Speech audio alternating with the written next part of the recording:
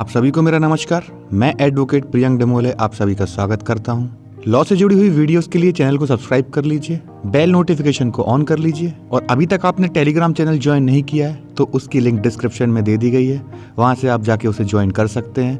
वहां पर लॉ के नोट्स और नए वीडियोस की अपडेट अपलोड कर दी जाती है, तो डिस्क्रिप्शन में जाके आप वहां से उसे ज्वाइन कर सकते हैं। आज हम बात करने वाले हैं सीपीसी आदेश 39 नियम 1, 2 व 2 का की। एक सिविल केस में आदेश 39 एक बहुत ही महत्वपूर्ण रोल प्ले करता है। आदेश 39 को हम अलग अलग नामों से जानते हैं, जैसे कि टेम्पररी इंजंक्शन, अस्थायी व्यादेश या अस्थायी निषेधाज्ञा, और इसे टेम्पररी स्टे के नाम से भी जाना जाता है। एक सिविल केस में पार्टी को केस करने के बाद तुरंत ही राहत मिल सके, इसके लिए आदेश 39 का उपयोग किया जाता है। तो आइए प्रैक्टिकली समझते हैं पहले इसे कि आदेश 39 अर्थात टेम्पररी इंजंक्शन होता क्या है। अब आपको यहाँ दो लोग दिख रहे हैं, ए और बी, जो कि किसान है, और बीच में ये लाइन दिख रही है, ये क्या है? बाउंड्री है, जिसे मीड़ भी कहा जाता है। ये जो जमीन है ये ए की है और ये जो जमीन है ये बी की है। ए जो है एक सीधा साधा आदमी है और बी जो है ये क्या है? एक दबंग है, जिसे बाहुबली कहा जाता है, तो अपने गांव का ये बाहुबली है। अब क्या है, दोनों अपनी अपनी जमीनों पर खेती करते हैं और यह क्या है? बाउंड्री वाल है, दोनों की जमीन को बीच से बांटती है। तो अब बी के मन में क्या आता है कि क्यों ना एक की जमीन थोड़ी हत्या ली जाए या इस पर कब्जा कर लिया जाए। तो अब बी क्या करता है, रात में आता है 8-10 लोगों को लेकर और ये बीच की बाउंड्री वॉल तोड़ के, जिसे मेड़ कहा जाता है, एक नई मेड़ स्थापित कर देता है यहाँ पर, अर्थात एक नई मेड़ बना देता है, या कहा जाए तो एक नई बाउंड्री वॉल यहाँ से बना देता है। तो बी ने क्या है, ये ग्रीन लाइन तोड़कर, जो कि लैंड रिकॉर्ड में अर्थात खसरा किस्तबंदी में जो सही लाइन चली आ रही थी, उसे तोड़कर क्या है, एक रेड लाइन, एक नई लाइन बना देता है, अर्थात एक नई मेड़ यहाँ पर स्थापित कर देता है। और अगले ही दिन यहाँ पर क्या है, घर बनाने का एक काम चालू कर देता है। अब ए क्या है, सुबह अपनी जमीन पर आता है देखने के लिए, तो उसे दिख जाता है कि असली मेड़ जो थी उसे तोड़कर बी ने क्या है, नई मेड़ यहाँ पर बना दी और इसकी जमीन इतनी हथियाली। ए इससे बोलता है कि यार तुम गलत कर रहे हो, तुम मेरी जमीन के हिस्से में अपना घर क्यों बना रहे हो और ये मेड़ तोड़ के यहाँ पे ये नई मेड़ क्यों बना दी, इससे मेरी जमीन कम हो गई। तो बी सीधा सीधा बोल देता है कि जा जो बने सो उखाड़ ले। ए बेचारा सीधा सीधा, बी दबंग, ए क्या है, इससे डर जाता है। तो ए क्या है, कोर्ट में केस करता है कि बी ने मेरी जमीन हत्या ली है और खेत की जो असली मेड़ थी, जो लैंड रिकॉर्ड में जो मेड़ दी गई थी, उसे तोड़कर क्या है, नई मेड़ बना देता है और मेरी जमीन हत्या लेता है। अब यहाँ पर ए ने कोर्ट में केस तो कर दिया, लेकिन बी क्या है, अपना काम जारी रखता है। यहाँ पर घर बनाने का काम उसका चलता रहता है और ए से जो जमीन उसने हथियाई है बी ने, इसमें क्या है, खेती का काम भी चालू कर देता है यहाँ पर। अब ए क्या है, अपने वकील साहब से बात करता है कि सर कोर्ट में केस तो लगा दिया, लेकिन बी अपना काम निरंतर चालू रखे है, अर्थात वह वहाँ पे घर भी बना रहा है और मेरी जो जमीन उसने हथियाई है उस पर खेती भी कर रहा है। तो ऐसी स्थिति में अपन क्या करें? अब ए का कहना भी सही है, क्योंकि बी ने क्या है, जमीन तो हथिया ही ली है, अब वो वहाँ पे काम भी चालू कर दिया उसने घर बनाने का। यहाँ पर हो सकता है कल को वो नकली दस्तावेज बनवा के जमीन बेच भी दे। तो ऐसी स्थिति में ए क्या करेगा? तो ऐसी स्थिति में ए के जो वकील साहब होते हैं वो कोर्ट में एक आवेदन देते हैं। आवेदन अंतर्गत आदेश 39 नियम 1 व 2 अर्थात टेम्पररी इंजंक्शन का आवेदन।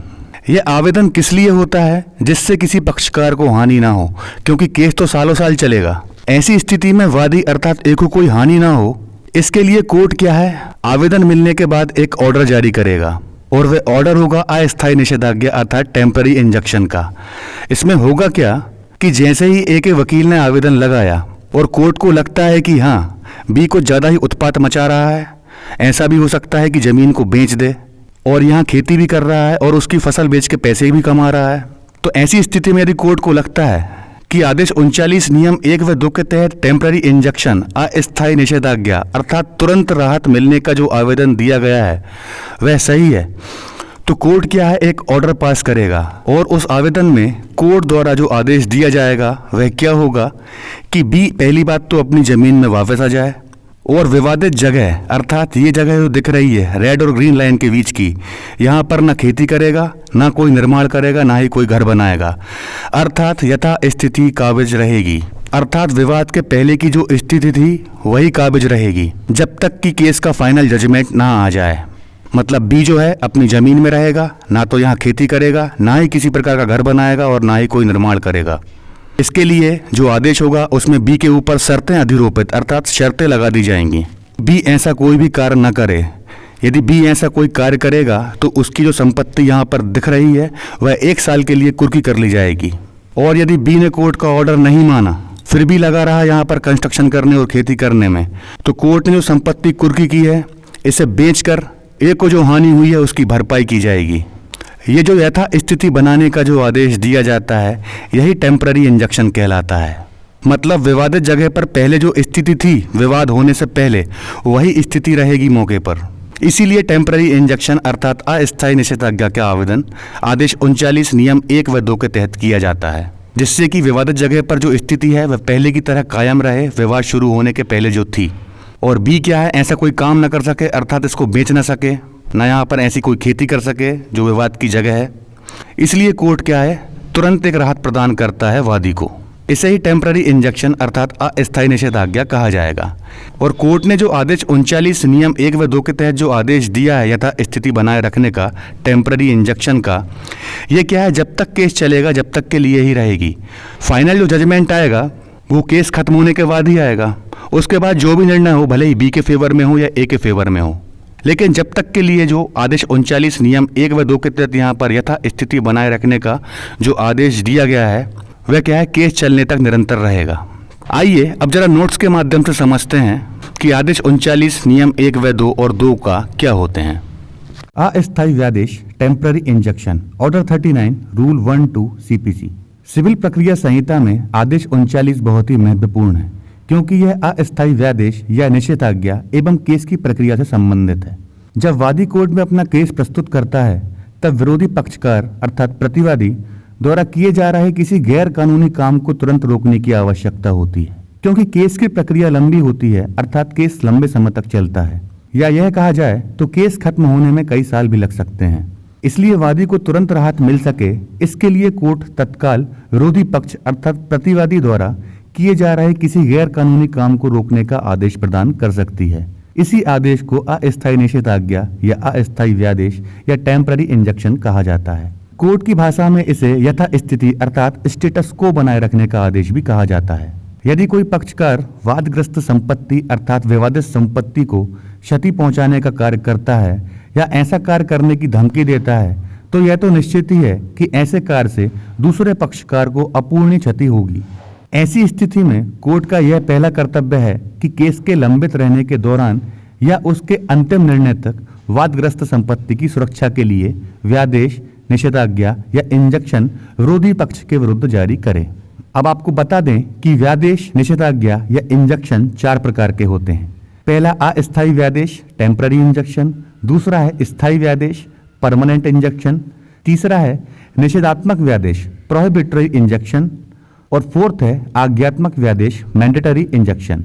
लेकिन यहाँ ध्यान देने वाली बात यह है कि सिविल प्रक्रिया संहिता में सिर्फ अस्थायी व्यादेश अर्थात टेम्पररी इंजंक्शन का ही उपबंध है और अन्य तीनों व्यादेश के बारे में विशिष्ट अनुतोष अधिनियम स्पेसिफिक रिलीफ एक्ट 1963 में प्रावधान किया गया है। मतलब सीपीसी में आपको सिर्फ टेम्पररी इंजंक्शन ही देखने को मिलेगा। यदि अन्य तीनों इंजंक्शन देखने हैं तो वह आपको देखने के लिए मिलेंगे स्पेसिफिक रिलीफ एक्ट में। अब एक बार आदेश 39 को अच्छी तरह देखते हैं कि उसके नियम क्या कहते हैं। आदेश 39 नियम 1, वे दशाएं जिनमें अस्थायी व्यादेश दिया जा सकेगा, जहां किसी केस में शपथ पत्र द्वारा या अन्यथा यह साबित कर दिया जाता है कि केस में किसी विवादग्रस्त संपत्ति के बारे में यह खतरा है कि केस का कोई भी पक्षकार उस संपत्ति को नष्ट करेगा या नुकसान पहुंचाएगा या अन्य अंतरित करेगा या डिक्री के निष्पादन में उसका सदोष विक्रय कर दिया जाएगा, अथवा प्रतिवादी अपने लेनदारों को कपट वंचित करने की दृष्टि से अपनी संपत्ति को हटाने या वैन करने की धमकी देता है या ऐसा करने का आशय रखता है, या प्रतिवादी वादी को केस में विवादग्रस्त किसी संपत्ति से बेकब्जा करने की या वादी को उस संपत्ति के संबंध में अन्यथा क्षति पहुंचाने की धमकी देता है।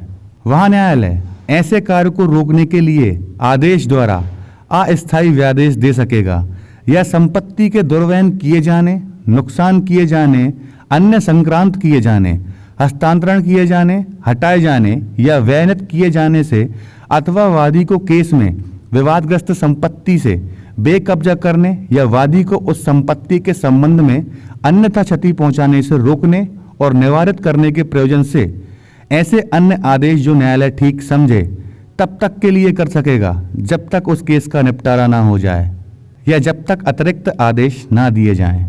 अर्थात जो स्थितियां यहाँ पर बताई गई हैं, दुर्वन किए जाने, नुकसान किए जाने, अन्य संक्रांत किए जाने, हस्तांतरण किए जाने या वादी को केस में विवादग्रस्त संपत्ति से बेकब्जा करने या वादी को संपत्ति के संबंध में क्षति पहुंचाने से रोकने और निवारित करने के प्रयोजन से, मतलब इतनी स्थिति हैं तो कोर्ट क्या है, अस्थायी व्यादेश दे सकेगा जिससे कि विवादग्रस्त संपत्ति की सुरक्षा की जा सके और किसी भी पक्षकार को कोई क्षति ना हो।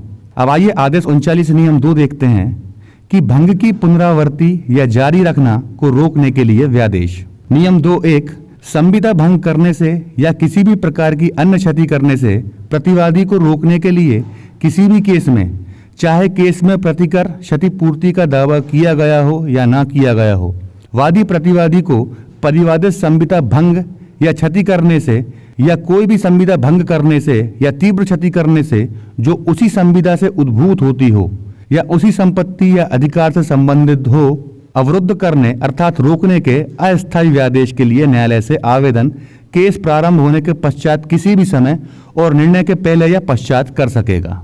जैसे ऊपर हमने उदाहरण देखा कि वादी ने केस लगाया कि इसने बी ने क्या है, मेरी जमीन पर कब्जा कर लिया है और यहाँ पर कंस्ट्रक्शन अर्थात मकान बनाने का काम भी चालू कर दिया है, तो मुझे क्या है, मेरी जमीन दिलाई जाए। अब भले ही उसने प्रतिकर अर्थात क्षतिपूर्ति नहीं मांगी हो केस में कि मेरी जो नुकसानी हो रही है, मैं किसानी नहीं कर पा रहा हूँ, ऐसा कुछ भी ना मांगा हो, उसके बाद भी वादी क्या है, अस्थायी निषेधाज्ञा अर्थात टेम्पररी इंजंक्शन का आवेदन कर सकता है। और यह आवेदन क्या है, केस के प्रारंभ होने या अन्य किसी समय या निर्णय के पहले या पश्चात कर सकेगा। नियम 2(2) न्यायालय ऐसे व्यादेश की अवधि के बारे में, लेखा करने के बारे में, प्रतिभूति देने के बारे में, ऐसे निबंधनों पर अर्थात शर्तों पर या अन्यथा न्यायालय जो ठीक समझे आदेश द्वारा दे सकेगा। अर्थात यहाँ पर यदि आवेदन किया गया है तो उसके बारे में जो भी लेखा जोखा होगा और जो भी प्रतिभूति अर्थात सिक्योरिटी होगी या ऐसी शर्तें होंगी जो भी न्यायालय ठीक समझेगा अर्थात जो शर्तें लगाएगा प्रतिवादी के ऊपर, आदेश द्वारा दे सकेगा। अब यहाँ पर सबसे इंपॉर्टेंट चीज आती है कि जब भी वादी द्वारा केस में अस्थायी व्यादेश अर्थात टेम्पररी इंजंक्शन के लिए आवेदन किया जाता है तो उसका आधार इन 3 चीजों पर होता है। आइए देखते हैं क्या है। अस्थायी व्यादेश देना या नहीं देना 3 महत्वपूर्ण सिद्धांतों पर निर्भर करता है। क्या प्रार्थी अर्थात वादी का दावा प्रथम दृष्टया मामला है, दूसरा क्या सुविधा का संतुलन प्रार्थी वादी के पक्ष में है, और क्या प्रार्थी वादी को अपूर्णनीय क्षति होगी। प्रथम दृष्टया मामला, प्रथम दृष्टया मामले से ऐसा मामला जो कि किसी के फेवर में दिख रहा हो, अर्थात वादी को दिखाना पड़ेगा कोर्ट को कि केस तो मेरे फेवर में हो रहा है। दूसरा क्या है, सुविधा का संतुलन, अर्थात हर चीज वादी के फेवर में है, उसे कोर्ट को यह भी दिखाना पड़ेगा कि परिस्थितियां जो भी हैं वह सब मेरे फेवर में है। जैसे उसने पुराना लैंड रिकॉर्ड दिखाया, जो भी उसका खतरा किस्तबंदी है उसने कोर्ट में दिखाया कि सर ये देखिए, ये लैंड रिकॉर्ड में भी मेरे नाम पर ये जमीन है जहां पर इसने कब्जा किया है, ये खसरा नंबर मेरे नाम पर है, तो ये क्या है, सुविधा का संतुलन हो गया। अर्थात वादी ने क्या है, कोर्ट में यह भी दिखा दिया कि सुविधा का संतुलन उसके पक्ष में है। और थर्ड है अपूर्णनीय क्षति, अर्थात वादी को कोर्ट में यह भी साबित करना होगा कि यदि बी को नहीं रोका गया ऐसा कोई काम करने से, अर्थात वो जमीन पर कब्जा करने से, नई मेड़ के निर्माण से या मकान के निर्माण से, तो वादी को क्या है, अपूर्णनीय क्षति होगी, कुल मिला के उसे हानि होगी, हो ही रही है। यदि बी ने उसकी जमीन पर कब्जा कर लिया है, वो बेचारा क्या है, खेती नहीं कर पा रहा है, उसकी उतनी जमीन चली गई जहां पे वो फसल उगाया करता था, तो उसे क्या है, अपूर्णनीय क्षति हो रही है।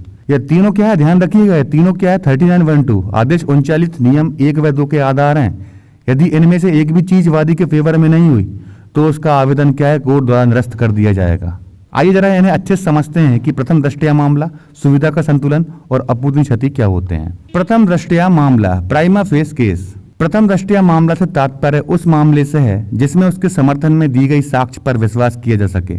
इसका अर्थ यह नहीं है कि उस मामले को पूर्ण रूप से साबित कर दिया गया है, बल्कि जिस मामले में ठोस व मजबूत रूप से स्थापित हुआ कहा जा सके। इस प्रकार ऐसा मामला जिसे यदि विरोधी पक्ष खंडित नहीं कर सके तो वादी को डिक्री मिल जाएगी, ऐसा मामला प्रथम दृष्टया मामला कहा जाएगा। कोई मामला प्राथमिक है या नहीं, इसका भार वादी पर होता है। वह शपथ पत्र या अन्य साक्ष्य द्वारा यह साबित कर सके कि उसके हक में प्रथम दृष्टया मामला बनता है, जिसका अंतिम निर्णय केस में विचारण करके होगा। प्रथम दृष्टया मामले का अर्थ प्रथम दृष्टया हक से नहीं है, जो विचारण पर साक्ष्य साबित होता है। प्रथम दृष्टया मामला सद्भाव पूर्वक उठाया गया एक सारभूत प्रश्न है जिसे अन्वेषण और गुणदोष पर विनिश्चित किया जाना है। केवल प्रथम दृष्टया मामला से संतुष्ट होना ही व्यादेश का आधार नहीं है, बल्कि न्यायालय को अन्य बिंदुओं पर भी देखना होगा। और क्या देखना होगा कि सुविधा का संतुलन। व्यादेश चाहने वाले पक्ष को सुविधा का संतुलन उसके पक्ष में होना बताना पड़ेगा। न्यायालय जब व्यादेश मंजूर कर रहा हो या इनकार कर रहा हो तो उसे क्षति को उस सारभूत दृष्टि को ध्यान में रखते हुए युक्ति युक्त न्यायिक विवेचन का प्रयोग करना चाहिए, जो पक्षों को व्यादेश मंजूर करने पर दूसरे पक्ष को हो सकती है। सुविधा का संतुलन उसके पक्ष में होना आवश्यक है जो अनुतोष की मांग करता है। और थर्ड है अपूर्तनीय क्षति। यदि पक्षकार को व्यादेश नहीं दिया गया तो पक्षकार को अपूर्तनीय क्षति होगी और व्यादेश देने के अलावा पक्षकार को अन्य कोई उपचार उपलब्ध नहीं है और क्षति या बेकब्जे के परिणाम से उसे संरक्षण की आवश्यकता है। यह एक ऐसी तात्विक क्षति होनी चाहिए जिसकी पूर्ति नुकसानी के रूप में पर्याप्त रूप से नहीं की जा सकती। यह भी कह सकते हैं कि उस क्षति की पूर्ति सामान्यतः धन से नहीं की जा सकती, अर्थात उसे यह भी साबित करना पड़ेगा वादी को कि उसे अपूर्तनीय क्षति होगी और ऐसी क्षति का कोई अन्य उपचार नहीं है, कोई अन्य समाधान नहीं है और उसे बेकब्जे करने से बचाया जाए, अर्थात संरक्षण प्रदान किया जाए। अर्थात ये क्षति ऐसी क्षति होनी चाहिए, अपूर्तनीय क्षति, जिसकी पूर्ति क्या है, धन के रूप में नहीं की जा सकती। यहाँ लिखा है उस क्षति की पूर्ति सामान्यतः धन से नहीं की जा सकती, तो ऐसा उसे कोर्ट को क्या है बताना पड़ेगा। व्यादेश प्राप्त करने के लिए उक्त तीनों घटकों का होना आवश्यक है। इनमें से एक के भी अभाव में न्यायालय व्यादेश देने से इनकार कर देगा। कुछ लैंडमार्क जजमेंट भी है यहाँ पर। न्यायालय यदि मूलभूत घटकों पर विचार नहीं करता तथा तीनों घटकों पर विचार नहीं किया है तो आदेश विधि के प्रतिकूल है और विचारण न्यायालय को तीनों घटकों पर निष्कर्ष अभिलिखित करना आज्ञापक था। विचारण न्यायालय का आदेश अपास्त किया। अर्थात यदि लोअर कोर्ट है वो क्या है, इन तीनों घटकों पर जो तीन चीजें हमने डिस्कस की ऊपर, उनमें से एक की भी कमी है और न्यायालय क्या है, ऐसा कोई टेम्पररी इंजेक्शन का आदेश क्या है वादी के फेवर में कर देता है तो ऐसा आदेश क्या है, मान्य नहीं होगा। मतलब सुपीरियर कोर्ट ने क्या है, ट्रायल कोर्ट का जो आदेश था उसे क्या है, अपास्त किया। अगला है अस्थायी व्यादेश प्राप्त होने के लिए तीन शर्तें हैं जो साथ साथ स्थित होनी चाहिए। यदि इनमें से एक का भी अभाव होगा तो व्यादेश प्रदान नहीं होगा। अर्थात तीनों शर्तें हैं, प्रथम दृष्टया मामला, सुविधा का संतुलन और अपूर्तनीय क्षति। ये तीनों चीजें क्या है, वादी के फेवर में होनी चाहिए, नहीं तो उसे व्यादेश प्रदान नहीं होगा। उपरोक्त विवेचना से यह स्पष्ट है कि आदेश 39 नियम 1 व 2 अस्थायी व्यादेश प्राप्त करने के लिए उक्त तीनों शर्तों का विद्यमान होना आवश्यक है। आइए अब देखते हैं आदेश 39 नियम 2 का सीपीसी, व्यादेश की अवज्ञा या भंग का परिणाम। अर्थात यदि कोर्ट ने क्या है, टेम्पररी इंजेक्शन का आवेदन स्वीकार कर लिया है और प्रतिवादी को क्या है, कुछ शर्तों में बांध दिया है, जो भी व्यादेश उसके खिलाफ जारी किया गया है उसकी शर्तों का पालन करेगा, और यदि नहीं करेगा तो फिर उसके साथ क्या होगा, यह क्या है, नियम 2 का में बताया गया है। तो आइए देखते हैं। संहिता में आदेश 39 नियम 1 व 2 में पारित आदेश की कोई भी पक्षकार अवज्ञा करता है तो उसे न्यायालय की अवमानना, कंटेम्प्ट ऑफ कोर्ट के लिए दंडित करने व उसे सिविल कारावास में निरुद्ध करने तथा उसकी संपत्ति कुर्क करने या बेचने संबंधी आदेश देने की शक्तियां न्यायालय को नियम 2 का के अंतर्गत प्रदत्त की गई हैं। कोई भी पक्षकार अर्थात वादी है या प्रतिवादी है, भले ही टेम्पररी इंजेक्शन का आवेदन वादी ने किया है, लेकिन शर्त क्या है, उसके ऊपर भी अधिरोपित की जाएंगी। प्रतिवादी के ऊपर तो की ही जाएंगी, जैसे हमने ऊपर डिस्कस किया था ए और बी क्या है, कब्जा कर लेता है तो बी के ऊपर तो शर्तें लगाई ही जाएंगी, लेकिन क्या है, वहां ए के ऊपर भी शर्तें लगाई जाएंगी कि वह क्या है, उन शर्तों का पालन करे। यदि कोई भी पक्षकार उन शर्तों का पालन नहीं करता तो फिर उसके साथ क्या होगा, यह नियम 2 का में बताया गया है। आदेश 39 नियम 2 का व्यादेश की अवज्ञा या भंग का परिणाम। नियम 1 या नियम 2 के अधीन दिए गए किसी व्यादेश या किए गए अन्य व्यादेश की अवज्ञा की दशा में या जिन निबंधनों अर्थात शर्तों पर आदेश दिया गया था या आदेश किया गया था, उनमें से किसी भी शर्त के भंग की दशा में व्यादेश देने वाले या आदेश करने वाला न्यायालय या ऐसा कोई न्यायालय जिसे केस या कार्रवाई अंतरित की गई है, यह आदेश दे सकेगा कि ऐसी अवज्ञा या भंग करने के दोषी व्यक्ति की संपत्ति कुर्क की जाए, और यह भी आदेश दे सकेगा कि वह व्यक्ति 3 माह से अनधिक की अवधि के लिए सिविल कारागार में तब तक निरुद्ध किया जाए जब तक कि इस बीच में न्यायालय उसकी निर्मुक्ति के लिए निर्देश न दे दे। अर्थात जो भी टेम्पररी इंजेक्शन की शर्तों को तोड़ेगा उसकी क्या है, संपत्ति कुर्क करने के आदेश दिए जाएंगे और 3 माह तक उसे क्या है, सिविल कारावास में भी भेजा जा सकता है। दूसरा, इस अधिनियम के अधीन की गई कोई कुर्की 1 वर्ष के अधिक समय के लिए प्रवर्त नहीं रहेगी। अर्थात जिसने भी शर्तें तोड़ी हैं उसकी क्या है, संपत्ति कुर्क कर ली गई है, लेकिन वह क्या है, 1 वर्ष से अधिक के लिए नहीं की जाएगी। जिसके खत्म होने पर यदि अवज्ञा या भंग जारी रहे तो कुर्क की गई संपत्ति का विक्रय किया जाएगा। जैसे क्या है, 1 वर्ष के लिए संपत्ति कुर्क कर ली गई है और प्रतिवादी क्या है, फिर भी नहीं मान रहा है, नियम तोड़ रहा है, तो उसकी संपत्ति का क्या है, कुर्क की गई संपत्ति का क्या है, विक्रय किया जा सकेगा। और न्यायालय आगमों में से ऐसा प्रतिकर जो वह ठीक समझे उस पक्षकार अर्थात वादी को दिला सकेगा जिसकी क्षति हुई है, और शेष रहे तो उसे हकदार पक्षकार अर्थात प्रतिवादी को देगा। मतलब जो भी क्या है, नियम तोड़ने के बाद जिस भी पक्षकार को हानि हुई है, जैसे वादी को हानि हुई है, तो प्रतिवादी की संपत्ति क्या है, कुर्क कर ली जाएगी, और जितनी पैसे की हानि हुई है वह पैसे क्या है, वादी को दिए जाएंगे, और यदि कुछ बचते हैं तो वो क्या है, प्रतिवादी को वापस कर दिए जाएंगे। संहिता के आदेश 39 नियम 1 व 2 के अधीन दिया गया आदेश पक्षकारों पर बाध्यकारी होता है तथा पक्षकारों को उक्त व्यादेश का पालन करना होता है। कोई भी उस आदेश की अवज्ञा या भंग करता है तो उसके परिणाम उस पक्षकार को भुगतने होंगे। इन्हीं की व्यवस्था इस नियम के अंतर्गत की गई है। चूंकि व्यादेश का आदेश न्यायालय द्वारा दिया जाता है तथा कोई भी पक्षकार उस आदेश की अवज्ञा या भंग करता है तो सामान्य भाषा में इसे न्यायालय की अवमानना, कंटेप्ट ऑफ कोर्ट ही माना जाता है। इस आदेश की अवज्ञा करने पर न्यायालय निम्न आदेश दे सकता है। पहला, आदेश की अवज्ञा करने वाले पक्षकार को सिविल कारावास में निरुद्ध करने का आदेश दे सकेगा, परंतु यह अवधि 3 माह से अधिक की नहीं होगी। उस पक्षकार की संपत्ति कुर्क करने का आदेश दे सकता है। थर्ड, कुर्क की गई संपत्ति का आदेश अधिकतम 1 वर्ष की समयावधि तक ही प्रवृत्त होगा। फोर्थ, उक्त 1 वर्ष की अवधि के पश्चात भी अवज्ञा या भंग जारी रहे तो कुर्क की गई संपत्ति का विक्रय कर दिया जाएगा व क्षतिग्रस्त पक्षकार को प्रतिकर दिलवाकर क्षतिपूर्ति की जाएगी। और फिफ्थ, न्यायालय की अवमानना के लिए उसे दंडित किया जा सकेगा। तो होप गाइस आपको समझ में आ गया होगा कि 3912 क्या होता है सीपीसी का, इसका कितना इंपॉर्टेंस है एक सिविल केस में। तो यहीं तक था आज का हमारा टॉपिक। यदि अभी भी आपको कोई प्रॉब्लम है तो आप कमेंट कर सकते हैं, मैं बिल्कुल हेल्प करूंगा। और यदि आपको इसकी पीडीएफ चाहिए तो टेलीग्राम चैनल की लिंक डिस्क्रिप्शन में दे दी गई है, वहां जाकर आप इसे डाउनलोड कर सकते हैं। तो मिलते हैं अगले वीडियो में। मैं एडवोकेट प्रियंक डेमोले आपसे विदा लेता हूं। Thank you so much.